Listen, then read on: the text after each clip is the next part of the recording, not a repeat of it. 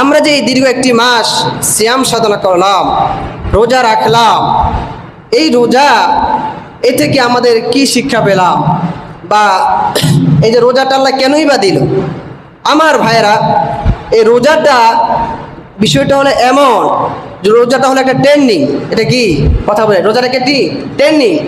আর যখন কেউ ট্রেনিং দেওয়ার পরে সে যে কোনো একটা কাজ করে, যেই লাইনে যে ট্রেনিং দেয় ওই লাইনে কাজটা সে করে, তার মানে হলো রোজাটা হলো আমল একটা ট্রেনিং দিছে আল্লাহ পাক আপনাকে। আল্লাহ রাব্বুল আলামিন নামাজ দিয়েছে, রোজা দিয়েছে, দান সদকার বিধান দিয়েছে, যাকাতের বিধান দিয়েছে। আল্লাহ রাব্বুল আলামিন আপনাকে আমলের অভ্যস্ত করাইছেন, ট্রেনিং দিচ্ছেন। তার মানে হলো এই রোজার এক মাস আপনি ট্রেনিং নিয়ে আপনি পুরো 11টি মাস পর্যন্ত আপনি আমলগুলো করতে থাকবেন, ঠিক কিনা? কিন্তু যদি কেউ মনে করেন এক মাস ট্রেনিং নেওয়ার পরে যদি বাড়িতে এসে ঘুমায়, তাহলে কি তার ট্রেনিংয়ের কোনো কাজ আসলো? কোনো কাজ আসলো? কোনো কাজ আসলো না তো।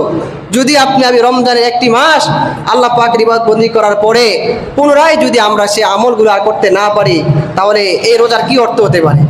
আমার ভাইয়েরা, এই রোজাটা হলো এমন, যেমন আমরা 11 মাস আমল করি, তো আমলের মধ্যে কিছু ত্রুটি বিচ্যুতি থেকে যায়, আমলের ভিতরে আমরা আগাইতে পারি না। আল্লাহ রাব্বুল আলামিন আপনাকে আমাকে স্পেশাল একটি মাস দিয়েছেন, যাতে করে বান্দা 11 মাসে যত ঘাটতি এই মাসে যেন সে পূরণ করতে পারে। কি করতে পারে? এই রমজান মাসে সে পূরণ করতে পারে। পূরণ করার জন্য দিয়েছে এই রমজান। আচ্ছা আমার ভাইয়েরা, মনে রাখবেন, আমরা কিন্তু এমনি রমজানের বাহিরেও কিন্তু 5 ওয়াক্ত নামাজ পড়ি না? রমজানের বাইরে 5 ওয়াক্ত নামাজ পড়ি না? 5 ওয়াক্ত নামাজ পড়ি। তা রমজানের ভিতরেও তো 5 ওয়াক্ত নামাজ। আবার রমজানের বাহিরেও কিন্তু রোজা রাখার বিধান আছে, নফল রোজা। কি রোজা? নফল রোজা। কিন্তু আল্লাহ পাক এই রমজানের ভিতরে একটু বেশি দিয়েছেন। কেন? কারণ হলো যাতে করে বান্দা একটু আমলের একটু কষ্ট মুজাহাদা শিখতে পারে। যদি একটু চাপ দিয়ে কোনো কাজ একবার ঢুকিয়ে দেওয়া যায়, ওটা আর কখনো ছুটে না।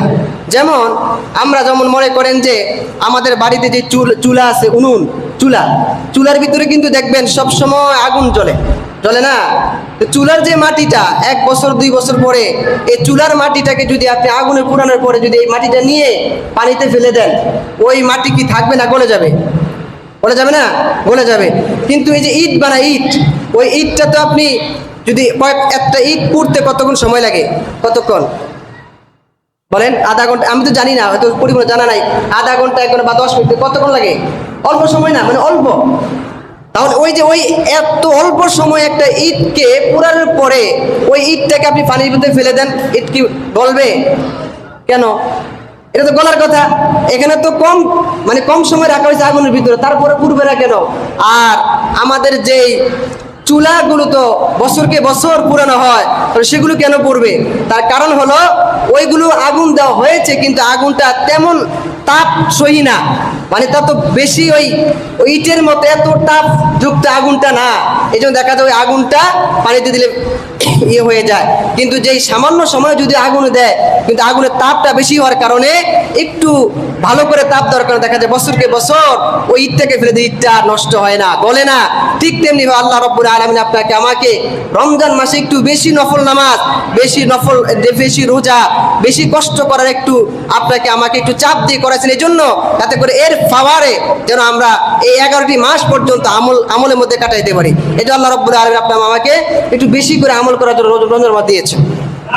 আমার ভাইরা, এখন আমরা যদি এই যে রমজান মাস পাওয়ার পরে যদি যে শিক্ষাটা পেয়ে যদি আমরা 11 মাস কাজে না লাগাইতে পারি, তাহলে এটার কোনো অর্থ হতে পারে না। আমার ভাইরা, যেমনি ভাই কেউ যদি ট্রেনিং নেওয়ার পরে যদি সে কাজ না করে, যেমন ভাবে তার এই ট্রেনিংয়ের কোনো দাম থাকে না, তেমনি ভাবে আমরা যদি আমলের ট্রেনিং 1 মাস নেওয়ার পরে যদি 11 মাস আমল করতে না পারি, তাহলে এই রোজার আমাদের অর্থবহ হবে না, ঠিক কিনা? আমার ভাইয়েরা, রমজান আল্লাহ রাব্বুল আলামিন আপনাকে আমি রোজা পালন করতে বলেছেন। এই রোজা থেকে আমি কি শিক্ষা পেলাম? রোজা আপনাকে কি শিক্ষা দিয়ে গেল? এই রোজা আপনাকে অনেক কিছু শিক্ষা দিয়েছে। আমি আপনাদের সম্মুখে আজ এই রোজা আমাদেরকে মৌলিকভাবে 5টা শিক্ষা দেয়। কয়টা শিক্ষা? কয়টা? আলো কথা বললে তাহলে ঘুম আসবে না। রোজা আমাদেরকে মৌলিকভাবে কয়টা শিক্ষা দিয়ে গেল? 5টা। 1 নাম্বার রোজার শিক্ষা হলো এই রোজা আমাদেরকে কুপ্রবৃত্তি এবং পাপ থেকে কিভাবে বাঁচতে হয় এটা শিক্ষা দিয়ে গিয়েছে। রোজা আমাদেরকে শিক্ষা দিয়েছে যে পাপ থেকে কিভাবে বাঁচতে হয়।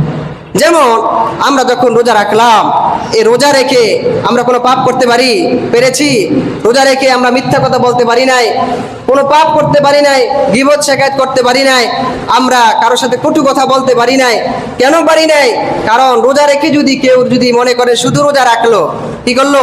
শুধু মনে করেন রোজা রাখলো। রোজা আমরা মনে করি শুধু না খাওয়ার নাম রোজা, মানে সকাল থেকে সন্ধ্যা পর্যন্ত না খাইলাম এর নামে রোজা। বিষয়টি এমন না, বরং প্রত্যেকটা অঙ্গের ভিন্ন ভিন্ন রোজা আছে। কি আছে? প্রত্যেকটা অঙ্গের ভিন্ন ভিন্ন রোজা আছে। আমি যদি সকাল থেকে সন্ধ্যা পর্যন্ত না খাইলাম, না পান করলাম, এটা হলো পেটের রোজা। এটা কিসের রোজা? পেটের রোজা। চোখের রোজা হলো আপনি চোখ দ্বারা হারাম কিছু দেখবেন, এটা চোখের রোজা। হাতের রোজা হলো আপনি হাত দ্বারা কোনো কিছু দেখবেন, ধরবেন না হারাম, এটা হাতের রোজা।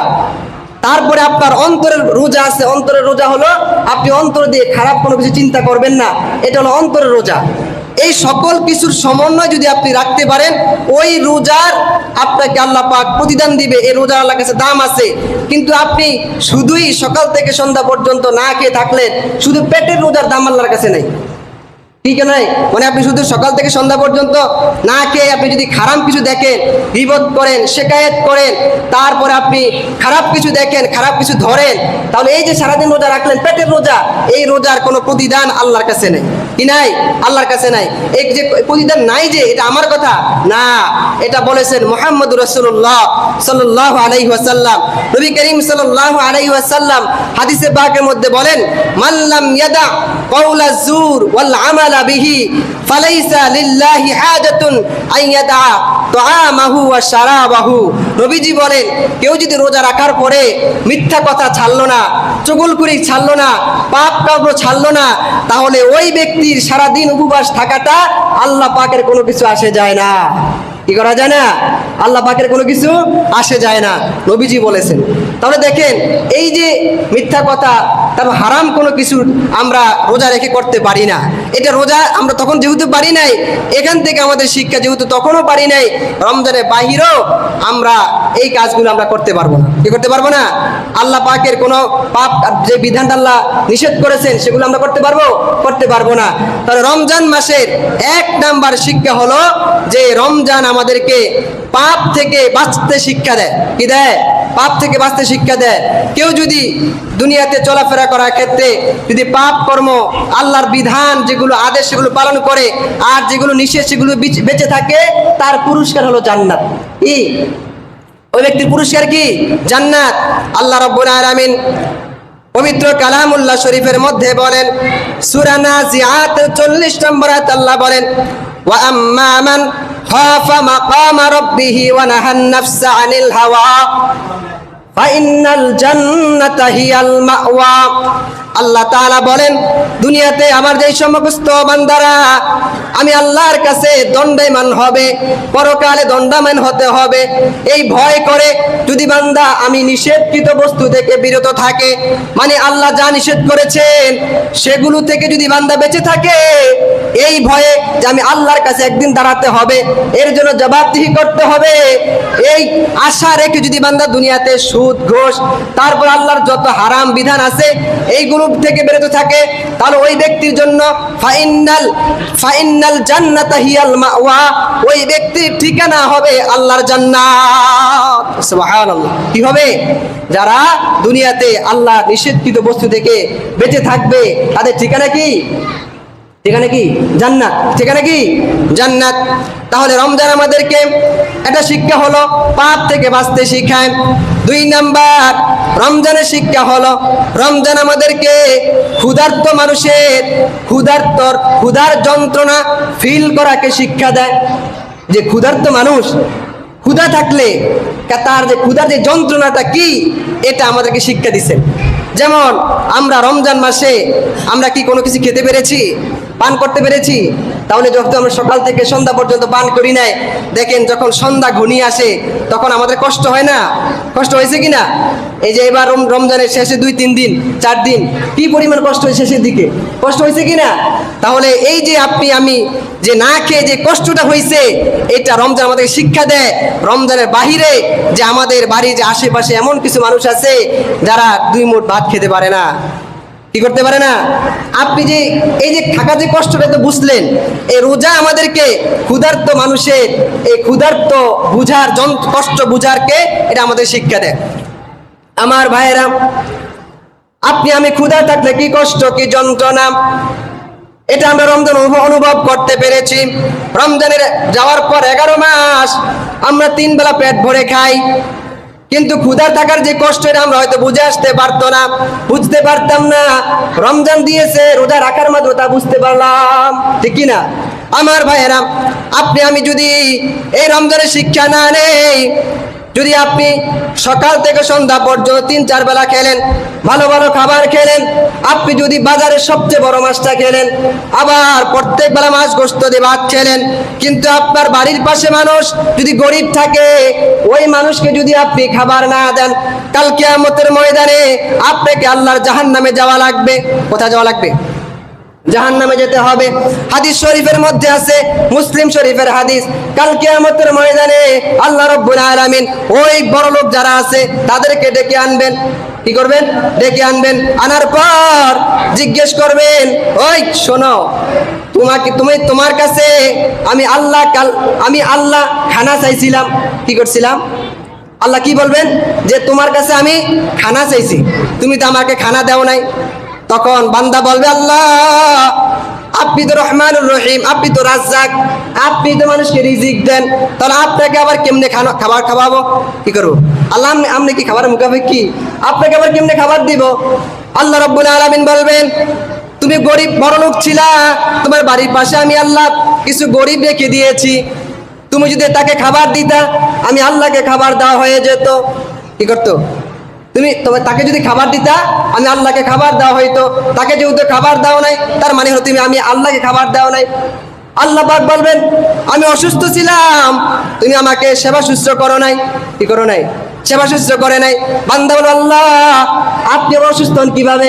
আপনি তো অসুস্থকে সুস্থ করেন। কি করেন? আপনি নিজে তো সুস্থ করেন, আপনি আবার অসুস্থ হন কিভাবে? বলবেন, আল্লাহ রাব্বুল আলামিন বলবেন, তোমার বাড়ির পাশে কিছু মানুষকে আমি আল্লাহ অসুস্থ দিয়েছি পরীক্ষা করার জন্য, যে তুমি আমার অসুস্থ বান্দাকে দেখতে যাও কিনা। যেহেতু তুমি তাকে সেবা শুশ্রূষা করো নাই, অতএব আমি আল্লাহকে সেবা শুশ্রূষা করো নাই। তাকে যদি সেবা শুশ্রূষা করতা, আমি আল্লাহকে সেবা শুশ্রূষা করা হয়ে যেত। কি করা তো? আমি আল্লাহকে সেবা শুশ্রূষা করা হয়ে যেত।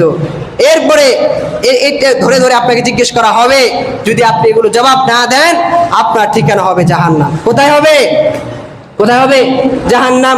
পবিত্র কোরআনে আল্লাহ রাব্বুল আলামিন সূরা মুদ্দাসসিরের 40 নম্বর আয়াতে আল্লাহ বলেন, কাল কিয়ামতের ময়দানে আল্লাহ জাহান্নামীদেরকে জিজ্ঞাসা করা হবে, ইয়াতাসাআলুনা আনিল মুজরিমিন মা সালাকাকুম ফি সাকার। কাল কিয়ামতের ময়দানে জাহান্নামীদেরকে জিজ্ঞেস করা হবে, ও জাহান্নামীরা, মা সালাকাকুম ফি সাকর, তোমরা জাহান্নামে কেন আসলা? কোন অপরাধের কারণে তোমরা জাহান্নামে আসলা? কি করা হবে? তোমরা কেন জাহান্নামে আসলা? তখন তারা বলবে, ক্বালু লাম নাকু মিনাল মুসাল্লিন, আমাদের 2টা অপরাধের কারণে। 1 নম্বর অপরাধ দুনিয়াতে আমরা করেছি, লাম নাকু মিনাল মুসাল্লিন, আমরা মুসল্লি ছিলাম না। কি ছিলাম না? কথা বলে, কি ছিলাম না? মুসল্লি ছিলাম না, মানে নামাজ পড়ি নাই। এই নামাজ না পড়ার কারণে আজকে আমরা জাহান্নামে আসলাম। 1 নাম্বার। 2 নাম্বার, ওয়ালাম নাকুনু তুইমুল মিসকিন, আর আমরা মিসকিনদেরকে খাবার দিতাম না। কি করতাম না? মিসকিনদেরকে খাবার দিতাম না। এই মিসকিনদেরকে খাবার না দেওয়ার কারণে, এই অপরাধের কারণে আজকে আমরা জাহান্নামে আসলাম। কি করলাম? আজকে আমরা জাহান্নামে হয়ে গেলাম। আমার ভাইরা, আপনাকে যদি আল্লাহ রাব্বুল আলামিন এই প্রশ্নগুলো করার পরে যদি আপনি জবাব দিতে না পারেন, আপনাকে কি আল্লাহ জান্নাত দিবে না জাহান্নামে দিবে? কোথায় দিবে? আদর করবে? কথা বলেন, আদর করবে? আদর করবে না। আল্লাহ রাব্বুল আলামিন সাথে সাথে ফেরেশতাদেরকে বলবেন, খুযুহু ফাগুল্লু সুম্মাল জাহিমা সাল্লু। আল্লাহ বলবে, ফেরেশতারা ধর। কি বলবে? ধর। ফাগুল্লু, তাকে বেরি ফরা। কি করা? আমরা বলি বান। কাল কিয়ামতের ময়দানে এই সমস্ত বড় লোকদেরকে বলবে, আর ফেরেশতাকে আল্লাহ বলবে ফেরেশতাকে, ধর, কি কর, ধর তাকে বেরি ফেলা। ফাগুল্লু মানে হলো বেরি ফেরাও, সুম্মাল জাহিমা সাল্লু, এরপরে বলে তাকে জাহান্নামে নিক্ষেপ কর। কি করা হবে? আপনাকে বেরি ফেরায়া জাহান্নামে নিক্ষেপ করা হবে। আজকে আপনি আমি মনে করতেছি আমার সম্পদ না দিলে সমস্যা কি? না, আল্লাহ রাব্বুল আলামিন অন্য আয়াতে বলেন, ওয়াফি আমওয়ালিহিম হাক্কুন লিসসাইলি ওয়াল মাহরুম। আপনাকে আল্লাহ যে সম্পদ দিয়েছে, এই সম্পদের ভিতরে যারা বঞ্চিত, যাদের টাকা পয়সা নাই, গরিব, তাদের একটা হক আল্লাহ পাক আপনার সম্পদে ঢুকিয়ে দিয়েছে। কি করছেন? আপনার সম্পদ দিয়েছে, এর মধ্যে হক কার? গরিবের। যদি না দেন আপনি এর জন্য জাহান্নামে যেতে হবে। আপনি হয়তো মনে করতে পারেন যে আমার টাকা আমি না দিলে অসুবিধা কি? না, এটা আপনি বললে হবে না। কারণ আল্লাহ পাক আপনাকে হয়তো টাকা পয়সার মালিক বানাইছে, পাশাপাশি কিছু গরিব রাখছে এই জন্য, যে হয়তো একটা সময় এমন হইতে পারতো তোমাকে গরিব বানাইতে পারতো, আবার ওই ব্যক্তি কোটিপতি হওয়ার মতো তৌফিক ছিল। ঠিক কিনা? পারতো কিনা? আপনি আমি কি টাকা পয়সা নিয়ে পৃথিবীতে আসছি? কথা বলে না। টাকা পয়সা নিয়ে আসছি? কেউ টাকা পয়সা নিয়ে আসতে পারছেন? তো কে দিছে? আল্লাহ দিছে না? নাকি নিজের যোগ্যতা অর্জন করছি? কষ্ট করছি না? আরে কষ্ট তো আল্লাহ তৌফিক দিছে, দিয়ে কষ্ট করছেন। পৃথিবীতে এমন মানুষ আছে না যারা আমার এখন কোনো কাজ করতে পারে না, একদম মায়ের গর্ভ থেকে পঙ্গু, হয় কি না? তো এই যে পঙ্গু হয়তো আপনি হইতে পারতেন। আল্লাহ পাক আপনাকে তৌফিক দিছে, আপনি নিজেও খাবেন, নিজে যেভাবে চলতে চেষ্টা করবেন, আর অন্যজনের বিষয়ে ভাববেন। কি করবেন? ভাববেন যে আমি ভালো ভালো খাবো, আমার পাশের মানুষগুলো ভালো খাইলো কিনা সেটা আমি দেখবো, তা হতে পারে না। আপনার সন্তান যদি 50,000 টাকা 1 লাখ টাকা মাসে কামাই করে, তাহলে আপনি চেষ্টা করবেন আমার বাড়ির পাশে আরেকটা সন্তান, সে কোনো কাজকর্ম লাগে না, তাকে কিছু টাকা দিয়ে হেল্প করে, তাকে একটা কায়ামরুজের ব্যবস্থা করে দেয়। এটা আপনার দায়িত্ব। কি আমি শুধু লাখ লাখ টাকার কোটি টাকার মালিক হইলাম, আরেকজনের কথা ভাবলাম না, এটা ইসলাম শিক্ষা দেন। কি করে না? এটা শিক্ষা দেয় না। আপনি নিজে যেভাবে খাবেন, আপনি চেষ্টা করবেন আরেকজনকেও কিছুটা হলো তাকেও দেওয়ার জন্য, তার কত ভাববেন, চিন্তা করবেন।